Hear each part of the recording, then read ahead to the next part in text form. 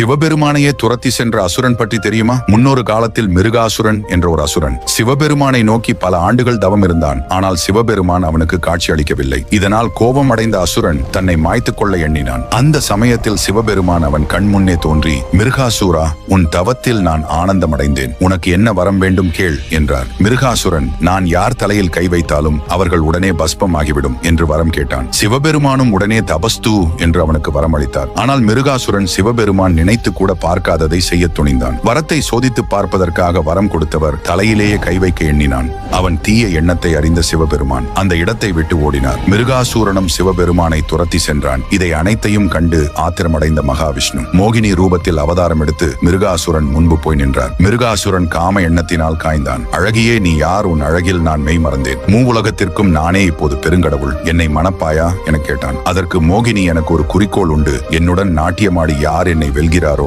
அவரைதான் நான் மனம் முடிப்பேன் என்றார். மிருகாசுரனும், இது என்ன விஷயம்? நான் உன்னுடன் நடனம் ஆடுகிறேன் என்று நடன போட்டியில் கலந்து கொண்டான். போட்டியின் ஒரு கட்டத்தில் மோகினி தனது சுண்டு விரலால் தான் தலையினை தொட்டாள். இச்சையில் மூழ்கியிருந்த மிருகாசுரன் என்ன செய்வது என்று அறியாமல் தான் கையாலே தன் தலையை தொட்டான். அந்த நொடியே பஸ்பமாகி போனான். உங்களுக்கு விஷ்ணு பிடிக்கும் என்றால் ஓம் நாராயணா என்று கமெண்ட் செய்து நமது சேனலை ஒரு சப்ஸ்கிரைப் செய்து கொள்ளுங்கள்.